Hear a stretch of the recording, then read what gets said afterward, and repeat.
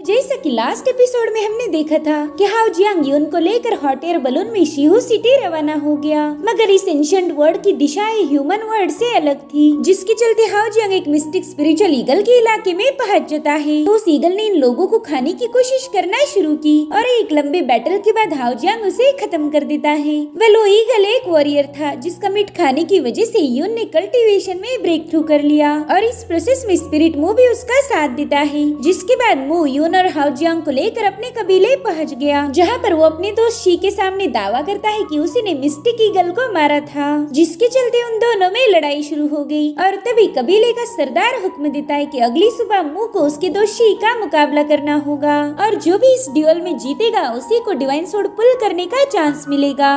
अब आगे तो ओपनिंग सीन में हम देखते हैं कि स्पिरिट वैली में जश्न मनाया जा रहा है। भले इस कबीले का रिवाज था कि जिस दिन बैटल होगी उसकी पहली रात सब लोग जश्न मनाएंगे। वहाँ पर कबीले की सारी लड़कियाँ डांस कर रही थी और कबीले के सारे मर्द शराब पीते हुए उसे एंजॉय कर रहे थे। वहीं पर हम यून को भी देख पाते हैं जो कि बहुत ही खूबसूरत डांस करती हुई इस पार्टी के मजे लेती है। वहीं पर हाउ जियांग तो बस उसे देखता जा रहा था और तभी यून ने अपनी पावर्स को एक्टिवेट करते हुए हवा में फ्लोट करना शुरू कर दिया, जो देखकर कबीले के सारे लोग हैरान थे। यून ने आसमान में जाकर वहाँ अपने डांस मूव शो करते हुए उन लोगों पर फ्लावर के पेटल्स गिराना शुरू कर दिए, जो देखकर सभी लोग काफी ज्यादा खुश हो गए थे। इधर हाउ जियांग मू से पूछने लगा कि तुम तो शी के दोस्त हो ना, फिर तुम लोग कल फाइट क्यों करने वाले हो? ये सुनते ही मू ने इमोशनल होकर रोना शुरू कर दिया। हाउ जियांग को तो यकीन ही नहीं हो रहा था कि इतने खतरनाक दिखने वाले लोग इमोशनल भी हो सकते हैं। तो मू से कहने लगा कि प्लीज रोना बंद करो, अगर तुम चाहो तो शी के साथ मैं फाइट कर सकता हूँ, इससे तुम दोनों की दोस्ती में कोई प्रॉब्लम नहीं आएगी। और तभी शी हाउ जियांग के पीछे आ गया।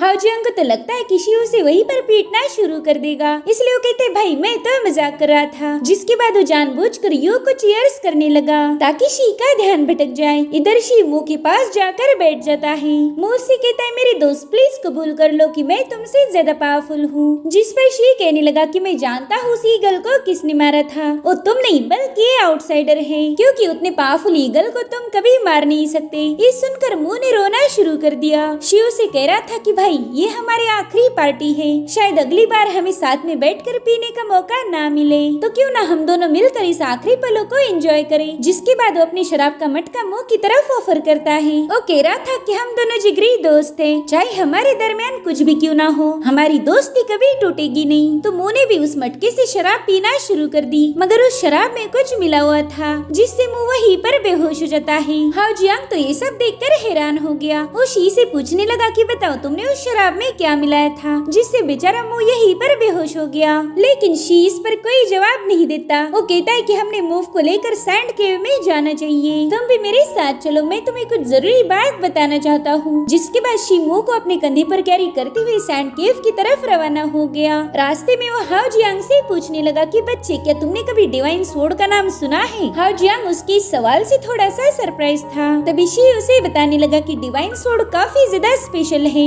ऐसा कहा जाता है कि जो भी बंदा डिवाइन सोर्ड को हासिल करेगा वो हमारी स्पिरिट कंट्री का रूलर बनेगा। मगर एक रूलर बनना बिल्कुल आसान नहीं होता। न जाने कितने ही सालों से वो डिवाइन सोर्ड हमारे अल्टर पर फंसी हुई है। कई सारे लोगों ने उसे पुल करने की कोशिश की, लेकिन आज तक ये कारनामा कोई भी नहीं कर पाया। हमारी स्पिरिट कंट्री को आज तक उसका रूलर मिला ही नहीं जो इस ग्रेट विल्डरनेस पर राज कर पाए। इस डिवाइन सोर्ड को बाहर पुल करने के लिए हर साल हमारे यहाँ पर एक त्योहार मनाया जाता है। देखा जाए तो वो एक सैक्रिफाइस सेरेमनी है जिसमें हमारे क्लैन के सबसे स्ट्रॉन्गेस्ट वॉरियर पार्टिसिपेट करते हैं, लेकिन आज तक उनमें से कोई भी उस डिवाइन सोर्ड को बाहर पुल नहीं कर पाया। साथ ही फेल होने वाले वॉरियर्स को उस डिवाइन सोर्ड को ही सैक्रिफाइस किया जाता है। उन वॉरियर्स के फ्लेश एंड ब्लड को कंज्यूम करके वो सोर्ड काफी ज्यादा पावरफुल बन चुकी है। हजारों सालों पहले 5 वॉरियर्स ने मिलकर इस डिवाइन सोर्ड को बाहर निकाला था, लेकिन उसके बाद ये कारनामा कोई भी नहीं कर पाया। और अब हमारे क्लैन में सबसे स्ट्रॉन्गेस्ट वॉरियर है मैं और मू, तो अब हम दोनों का सैक्रिफाइस भी नजदीक है। मैं जानता हूँ कि इसमें हम दोनों को अपनी जान गंवानी पड़ेगी। ये सब सुनकर तो हाउ जियांग काफी ज्यादा डिस्टर्ब हो गया था। वो कहता है कि डिवाइन सोर्ड को पुल करना एक अलग बात है, लेकिन उसी डिवाइन सोर्ड को कुर्बानी देकर पावरफुल बनाना ये मेरी समझ से बाहर है। पता नहीं तुम्हारे पूर्वजों ने ऐसे घटिया नियम क्यों बनाए। जिस पर शी कहने लगा कि यकीन करो मैं भी इन नियमों के खिलाफ हूँ। मैं उस डिवाइन सोर्ड के सामने मेरे दोस्त को कुर्बान होते हुए नहीं देख सकता।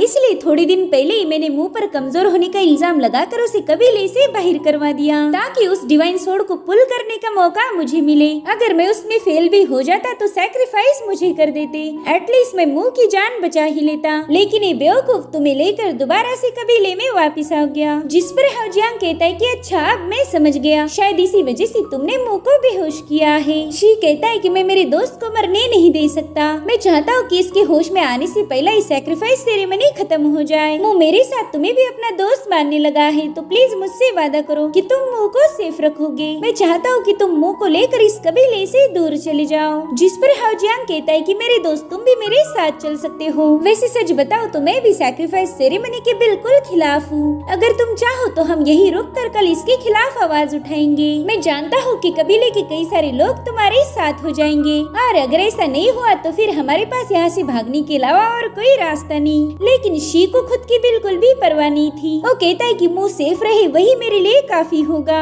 खैर अब तुम यहाँ से जा सकते हो। कल सैक्रिफाइस सेरेमनी शुरू होते ही मुंह को लेकर तुम यहाँ से चले जाना। जो सुनकर हाओजियांग दिल में ही कहने लगा कि मैं तुम दोनों को मरते हुए नहीं देख सकता। कोई ना कोई रास्ता तो जरूर होगा जिससे मैं तुम दोनों को बचा लूं। अब अगली सुबह हमें इस क्लैन के लीडर यानी कि ऑकल्टिस्ट को दिखाया जाता है, जो कि डिवाइन सोर्ड से कह रहा था कि पता नहीं तुम आखिर क्या करना चाहती हो। इतने सालों से तुमने मेरे कबीले के न जाने कितने ही वॉरियर्स को निगल लिया है, मगर अभी तक तुम अल्टर से बाहर आने के लिए तैयार नहीं हो। मेरे ख्याल से तुम्हें अब खून की लत लग चुकी है। लेकिन एक दिन ऐसा जरूर आएगा जब वॉरियर खुद का सैक्रिफाइस करने से इनकार कर देंगे। मेरे ख्याल से तब तुम किसी काम की नहीं रहोगी। तुम्हें वॉरियर की ब्लड से पावर मिलती है। अगर मैं वही सोर्स छीन लूं तो तुम्हारे पास कुछ भी नहीं। जिसके बाद वो ऑकल्टिस्ट बड़ी अलग तरीके से चिल्लाते हुए सभी लोगों को अल्टर पर बुलाने लगा। थोड़ी देर में यहाँ पर ड्यूल स्टार्ट होने वाली थी, इसलिए सभी लोग अपनी अपनी जगह पर जाकर बैठ जाते हैं। उन्हें देखना था कि शी और मुंह के दरमियान कौन ज्यादा पावरफुल है।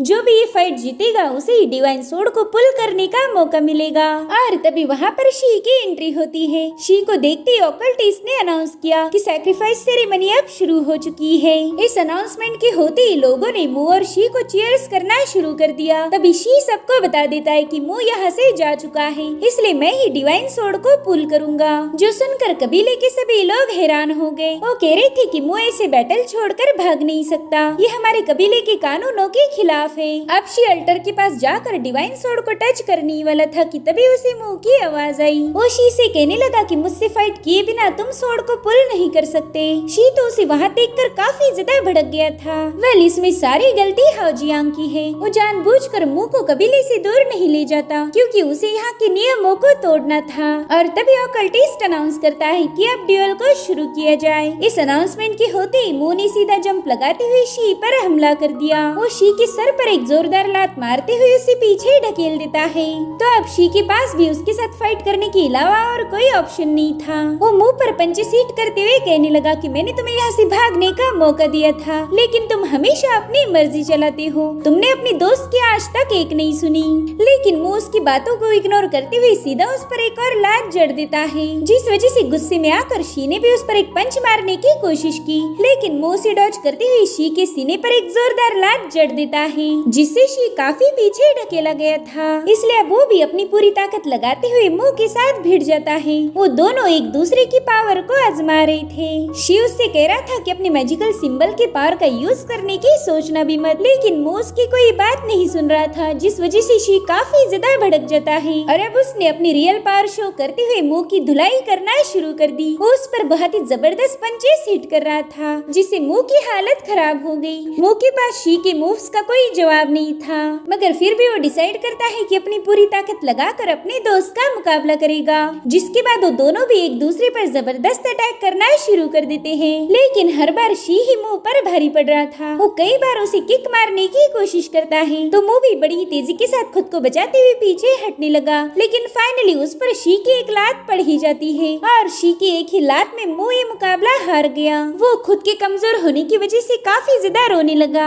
और उसे रोता हुआ देखकर शी को उनके बचपन की बातें याद आने लगी। शी बचपन से ही मू को सपोर्ट करता था। भले ही पावर के मामले में शी काफी ज्यादा स्ट्रॉन्ग है, लेकिन मू को लेकर उसके दिल में बहुत ज्यादा प्यार है। इधर हाओजियांग और यून जाकर मू को संभालने लगे। मू देखता है कि वो तो ये मुकाबला हार चुका है, इसलिए डिवाइन स्वॉर्ड को पुल करने का मौका शी को मिलेगा। इसलिए मू चिल्लाते हुए शी से कहने लगा कि मेरे दोस्त प्लीज उस स्वॉर्ड को पुल मत करो, मैं किसी भी कीमत पर तुम्हें खोना नहीं चाहता। दरअसल मू जानबूझकर वापस आया था ताकि वो अपने दोस्त को कुर्बान होने से बचा पाए। तो बेसिकली ये दोनों भी एक दूसरे को बचाने की पूरी कोशिश कर रहे थे। इनमें से किसी को भी रूलर बनने की कोई ख्वाहिश नहीं थी। और तभी ऑकल्टिस्ट हुक्म देता है कि शी जल्दी से जाकर डिवाइन स्वॉर्ड को पुल करो। अब इससे पहले कि शी डिवाइन स्वॉर्ड को हाथ लगा पाए, हाओजियांग ने तुरंत ही जाकर उसके मुंह पर एक जोरदार पंच हिट कर दिया। वो कहता है मेरे दोस्त अगर तुम्हें डिवाइन स्वॉर्ड को पुल करना है तो पहला मुझे हराना होगा। वहीं पर शी को कुछ भी समझ नहीं आ रहा था कि आखिर हाओजियांग मैच के दरमियान इंटरफेयर क्यों कर रहा है। वो कहने लगा कि आउटसाइडर वैसे तो तुम इस मैच में इंटरफेयर नहीं कर सकते,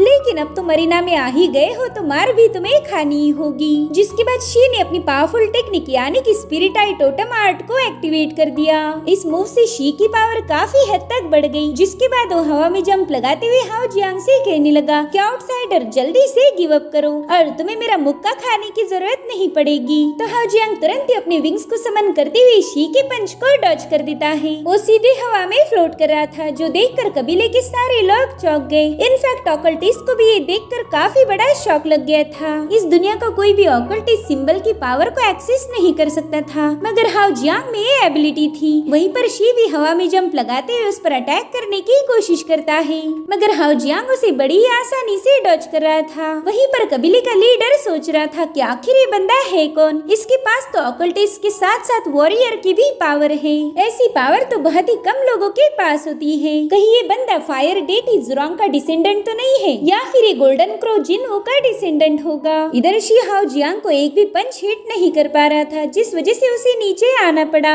हाओजियांग उससे कह रहा था कि भाई तुम में इतना दम ही नहीं कि मुझे तुम पंच हिट कर पाओ। जिसके बाद हाओजियांग भी उसे चिढ़ाते हुए नीचे पहुंच गया और अब वो दोनों दोबारा से एक बार भिड़ जाते हैं, लेकिन इस बार भी शी का पंच जाया हो गया और इसी से शी को काफी ज्यादा गुस्सा आया। अब अगली बार जैसे हाओजियांग उसके पास जाता है, शी ने उस पर एक जोरदार पंच हिट कर दिया और इस बार हाओजियांग भी उसके पंच से घायल हो गया था। वो कहता है मेरे दोस्त तुम में तो काफी ज्यादा पावर है, तो चलो अब तुम भी मेरी पावर्स को विटनेस करने के लिए तैयार हो जाओ। जिसके बाद हाओजियांग ने अपनी खास टेक्निक यानी कि सोलर गोल्ड स्केल रात को एक्टिवेट कर दिया। देखते ही देखते हाओजियांग गोल्डन जियाओ में बदल गया था और अब वो शी पर अटैक करने के लिए उसके पीछे भागना शुरू कर देता है। शी को तो कुछ भी समझ नहीं आ रहा था कि आखिर हाओजियांग के पास इतनी खतरनाक पावर कहां से आ गई। वो यहाँ से वहाँ जंप लगाते हुए हाओजियांग की हर एक मूव से बचता जा रहा था। वहीं पर ऑकल्टिस्ट देखकर हैरान था कि हाओजियांग एक नहीं बल्कि कई सारे टोटम मार्क को एक्टिवेट कर सकता है। अगर इसने चाहा तो ये किसी भी आर्ट को अपना बना सकता है। पहले तो मुझे लगा था कि इस बंदे के अंदर ऑकल्टिस्ट और वॉरियर दोनों की पावर से, लेकिन मैं पूरी तरह से गलत था। ये बंदा तो कुछ और ही है। इधर से यहाँ से वहाँ भागते हुए गोल्डन जियाओ के अटैक से बचने की पूरी कोशिश कर रहा था, मगर थोड़ी देर में उसे रियलाइज हुआ कि वो भागकर तो मुकाबला नहीं जीता जाएगा। हाओजियांग को हराने के लिए उसे भी फाइट बैक करना ही होगा, इसलिए वो जल्दी से अपनी टोटम आर्ट को एक्टिवेट कर देता है। वेल इस बंदे के पास स्पिरिट आई सिंबल की पावर थी, जो कि एक्टिवेट होते ही वहाँ पर अपनी पावर का एक बहुत बड़ा टोर्नेडो क्रिएट कर देती है। उसी टोर्नेडो में हाओजियांग भी ट्रैप हो गया था। वो उससे बाहर निकलने की पूरी कोशिश करता है, मगर स्पिरिट आई की पावर हाओजियांग पर हावी हो गई। वहीं दूसरी तरफ यून और मू ये देखकर काफी ज्यादा परेशान हो गए। देखा जाए तो हाओजियांग ने जानबूझकर इस मुकाबले में पार्टिसिपेट किया था ताकि वो शी और मू दोनों की जान बचा पाए, लेकिन अब तो उसी की जान पर बनाई थी। अगर हाओजियांग ये मुकाबला हारता है तो शी जाकर डिवाइन स्वॉर्ड को पुल करने की कोशिश करेगा और फिर उसमें फेल होने के बाद वो डिवाइन स्वॉर्ड शी की जान ले लेगी। इधर शी इस मुकाबले को जल्द से जल्द खत्म करना चाहता था, इसलिए उसने हवा में जंप लगाते हुए अपने पावर्स को एक्टिवेट कर दिया। जिसके बाद वो हाओजियांग पर एक जोरदार पंच हिट कर देता है। शी का ये अटैक इतना ज्यादा पावरफुल था कि हाओजियांग बेहोश होकर नीचे गिर गया और ये सब देखकर कबीले के लोग शी की तारीफें करना शुरू कर देते हैं। वो कहने लगे कि हम पहले से ही जानते थे कि हमारा शी उस आउटसाइडर से काफी ज्यादा पावरफुल है। और उसी वक्त हाओजियांग ने शी पर एक जोरदार अटैक कर दिया, जिससे शी काफी पीछे ढके लग गया। वो समझ जाता है कि अभी भी ये मुकाबला खत्म नहीं हुआ, इसलिए वो जल्दी से अपनी स्पिरिट आई सिंबल आर्ट को एक्टिवेट कर देता है, मगर उसी वक्त हाउ जियांग ने जाकर उसे बुरी तरह से इंजर्ड कर दिया, जिसके चलते शी ब्लड की वोमिटिंग करने लगा। और इसी मौके का फायदा उठाते हुए हाउ जियांग उस पर एक और अटैक करने की कोशिश करता है, मगर तभी उसी मुंह की आवाज आई। वो कह रहा था कि प्लीज मेरे दोस्त को मत मारो, तो हाउ जियांग ने शी को एक जोरदार लात मारते हुए मुंह के पास पहुंचा दिया। मुंह जानता था कि हाउ जियांग ने इस बैटल में इंटरफेयर करके शी की जान बचाई है। वहीं पर यून भी हाउ जियांग की जीत देखकर काफी ज्यादा खुश थी। वो कहती कि तुम तो अब कबीले के सबसे स्ट्रॉन्गेस्ट वॉरियर बन चुके हो। और उसी वक्त ऑकल्टिस्ट ने अनाउंस किया कि आउटसाइडर जल्दी से जाकर डिवाइन सोर्ड को पुल करो। तो हाउ जियांग भी बिना कोई एतराज दिखाते हुए सीधे उस सोर्ड की तरफ रवाना हो गया, मगर ट्राइब के लोग इससे काफी ज्यादा कंफ्यूज हो गए। वो कह रहे थे कि हाउ जियांग एक आउटसाइडर है, भला वो हमारे डिवाइन सोर्ड को पुल क्यों करेगा? भले ये आउटसाइडर कितना भी पावरफुल क्यों ना हो, ये हमारे डिवाइन सोर्ड पर कब्जा नहीं कर सकता। साथ ही साथ वो शी को भी इसके लिए ब्लेम करने लगे। वो कहते कि अगर शी मुकाबला जीतता तो शायद ये नौबत ही ना आती। तब तक हाउ जियांग उस डिवाइन सोर्ड के पास पहुंच चुका था। तो ट्राइब के लोग उससे कहने लगे कि प्लीज उससे दूर हट जाओ, तुम्हारे छूने से हमारी डिवाइन सोर्ड नापाक हो जाएगी। ऑकल्टिस्ट देखता है कि उसके ट्राइब के सभी लोग हाउ जियांग के खिलाफ है, इसलिए उसने तुरंत ही अपना हाथ ऊपर रेज किया। वो कहने लगा कि मैं चाहता हूँ ये आउटसाइडर डिवाइन सोर्ड को बाहर पुल करे। अब अपने लीडर की ये बात सुनकर वो सभी लोग शांत हो गए। यहाँ के लोग बिल्कुल भी अपने सरदार के खिलाफ नहीं जाते। साथ ही साथ उन्हें ये भी यकीन था कि हाउ जियांग एक आउटसाइडर है और एक आउटसाइडर कभी भी उनकी डिवाइन सोर्ड पर कब्जा नहीं कर सकता। और अब एक बार फिर से ऑकल्टिस्ट हाउ जियांग को हुक्म देता है कि आउटसाइडर डिवाइन सोर्ड को पुल करो। वहीं पर मुंह भी हाउ जियांग को चीयर्स करते हुए कहने लगा कि मेरे भाई इन लोगों को दिखा दो कि तुम में कितनी पावर है। और अब धीरे धीरे करके उस ट्राइब के सभी लोग हाउ जियांग को सपोर्ट करने लगे। हाउ जियांग के नाम से ये पूरा अरीना गूंज उठा था। और तभी हाउ जियांग यून की तरफ देखने लगा। यून उसे इशारों में बता रही थी कि प्लीज उस डिवाइन सोर्ड को पुल मत करो। यून को लग रहा था कि अगर हाउ जियांग इसमें फेल हो गया तो कबीले के लोग हाउ जियांग की बलि दे देंगे। लेकिन हाउ जियांग यून के इशारे को नजरअंदाज करते हुए सीधा उस डिवाइन सोर्ड को होल्ड कर लेता है। वो अब अपनी पूरी ताकत लगाते हुए डिवाइन सोर्ड को अल्टर से बाहर खींचने की कोशिश करने लगा, मगर कई सालों से सैक्रिफाइस को एब्जॉर्ब करके वो सोर्ड अब काफी ज्यादा पावरफुल बन चुकी है, इसलिए वो तो बाहर आने का नाम ही नहीं ले रही थी, जो देखकर मु और यून को टेंशन आने लगा। वहीं पर ऑकल्टिस्ट भी ये जानने के लिए बेताब था कि क्या हाउ जियांग में उतनी पावर है जो कि वो सोर्ड को पुल कर पाए या फिर उसकी बलि चढ़ाई जाएगी। वहीं पर हाउ जियांग अपनी सारी पावर का यूज कर रहा था, जिसके चलते उसका सोलर सिंबल अपने आप एक्टिवेट हो जाता है और अब वो सोलर पावर उस डिवाइन सोर्ड को खींचने में हाउ जियांग की मदद करने लगी। हाउ जियांग के पास इतनी खतरनाक पावर थी कि जिससे वो पूरा के पूरा अल्टर शेक होने लगा। आज तक उस अल्टर को शेक करने की हिम्मत किसी में नहीं हुई थी। इधर हाउ जियांग और ढेर सारी सोलर पावर को कंज्यूम करना शुरू कर देता है ताकि वो अपनी सारी पावर का यूज करते हुए डिवाइन सोर्ड को पुल कर पाए। और तभी हम देख पाते हैं कि इस एक्स्ट्रा पावर को कंज्यूम करने की वजह से हाउ जियांग के बाल पूरी तरह से सफेद हो गए। साथ ही साथ उसकी बॉडी से बहुत ही स्ट्रॉन्ग स्पिरिचुअल ऑरा रिलीज होने लगी, जिसके बाद हाउ जियांग उस सोर्ड से कहने लगा कि अब तो तुझे बाहर आना ही होगा। और तभी हम देख पाते कि हाउ जियांग ने फाइनली उस डिवाइन सोर्ड को बाहर पुल कर लिया है। हजारों सालों से इस डिवाइन सोर्ड ने न जाने कितने ही वॉरियर्स की जान ली थी, मगर आज एक आउटसाइडर के सामने उसे हार माननी पड़ी। ट्राइब के लोग भी अब परेशान हो गए थे। उनके हिसाब से एक आउटसाइडर कभी भी डिवाइन सोर्ड पर कब्जा नहीं कर सकता। और उसी वक्त हाउ जियांग ने अपनी जीत को सेलिब्रेट करने के लिए डिवाइन सोर्ड को ऊपर उठा लिया, मगर उसके ऐसा करते ही उस डिवाइन सोर्ड से बहुत ही अजीब सी पावर रिलीज होने लगी, जो कि पूरे आसमान को कवर कर लेती है। ये सब देखकर यून काफी ज्यादा परेशान हो गई। उसे तो समझ ही नहीं आ रहा था कि आखिर डिवाइन सोर्ड ने कौन सी एनर्जी रिलीज की होगी जिससे पूरा की पूरा आसमान शेक हो रहा है। कबीले के लोग भी ये सब देखकर काफी ज्यादा घबरा गए। वो कह रही थी कि अब जल्द ही आसमान कोलैप्स हो जाएगा। उन्हें लग रहा था कि हाउ जियांग एक आउटसाइडर होने की वजह से डिवाइन सोर्ड उसे अपोज कर रही है। साथ ही अब हाउ जियांग की गलती की सजा पूरी ट्राइब को भुगतनी होगी। और इसी के साथ ही जबरदस्त एपिसोड यहीं पर एंड हो जाता है। गाइस, अगर आज का एपिसोड आपको जरा भी पसंद आया हो तो प्लीज इसे लाइक और एक प्यारा सा कमेंट जरूर कर देना। Thank you so much for watching. Bye bye.